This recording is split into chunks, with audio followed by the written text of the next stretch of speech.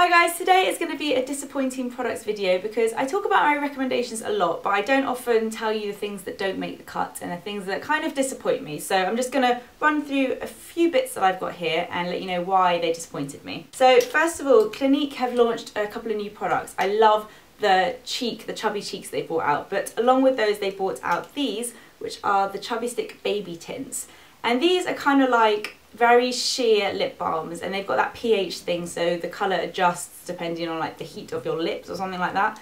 I found these to be quite disappointing because although the packaging is really cute and looks like jelly beans and they're really bright, I feel like they all look exactly the same when you put them on, and they do change slightly, but it's just not enough for the price. I think if this was Revlon, then maybe there'd probably be a few pounds, it'd be alright, but for the price and because they're Clinique, I found that they just weren't that exciting. The next product's from Revlon and it's their Colourstay Moisture Stains, and I was really excited to try these because I've seen a few YouTubers talk about them, but the minute I tried this I knew it just wasn't for me. It's quite like gloopy and I found it was really streaky, and I tried to layer it and I just couldn't get it to work at all. I like the packaging, it's quite easy to apply, but I found it to be quite uncomfortable on the lips and quite sticky. I felt like I was really aware of it being on my lips and I just couldn't get this to work.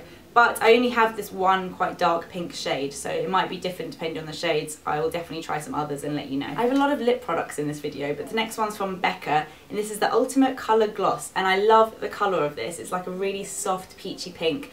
And I wore this at an event that I did with Anna, and I remember saying to her, does my lip gloss look alright? And she was like, oh, it's gone really weird and patchy, and it like gathered around the side of my lips and just looked really patchy. So when I first applied this it was nice, but it didn't last well at all. And I hardly ever have that with lip glosses, so that was really disappointing. The next product's from Eyeko, and I'm actually wearing this today. It's their new mascara, and it's the Sport Waterproof Mascara. It says Catch and Curl.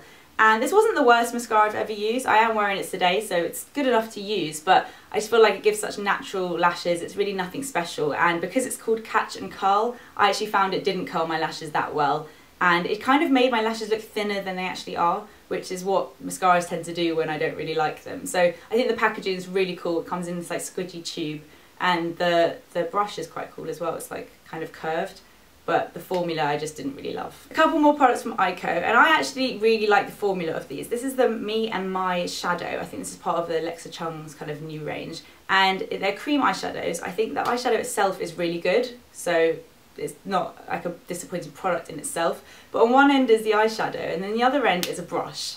Seriously, this brush, I don't know what you're supposed to do with that. It's like a mini paintbrush. It doesn't blend the product. If that was like a little brush it would be really good, like a little 217 type thing, or even just a smudgy thing. That doesn't even make sense. A smudgy thing!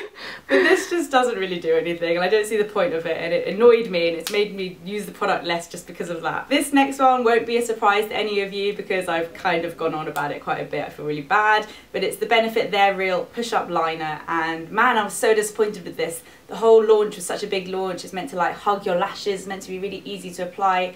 The idea is great, a gel eyeliner in a pen form, because normally gel you need a brush and a pot. So I really like the idea, but I found that the product came out in a really awkward way. Like you can see now, it's come out really far and it's quite a thick formula.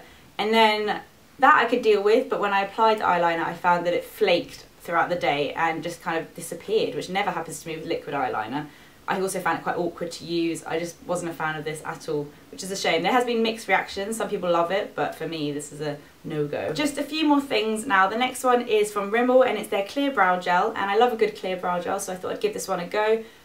And I really didn't think I could ever be disappointed with just a clear brow gel, but this one's really wet. I find that too much product comes out on the brush, and when I applied it on my eyebrows, I literally looked like I'd been for a swim. My eyebrows were so wet and I kind of had to like rub it off, and it all got a bit messy, and I can't really be bothered for that, so I'll stick to the Blink Clear Brow Gel and give this one a miss. Next is a product from YSL, and this looks a bit like their Touche Éclat, but it's their Radiant Touch or Rose it's called. So it's kind of like a rose shimmery version. You can use it on the tops of your cheekbones, down your nose, or Anna said that she uses it in the inner corners of her eye.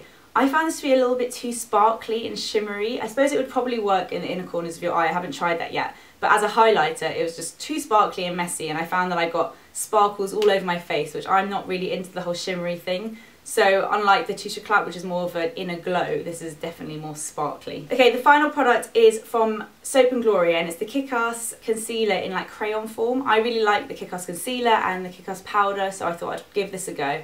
I like that it's in a crayon form, but that I wouldn't really use a crayon under my eyes. I'd use it for spots, and the formula is just too creamy for any kind of blemish. It's alright for under the eye, but I wouldn't really use a crayon under my eyes. So too creamy, doesn't really stay and last in place. I definitely prefer the pot version, which you can just use your finger for. I think it's a better alternative to this one. So those are all the products that have disappointed me recently. Let me know if you want me to keep collecting these as I go, and let you know which products kind of don't make the cut. I hope this was helpful to some of you, and thanks for watching.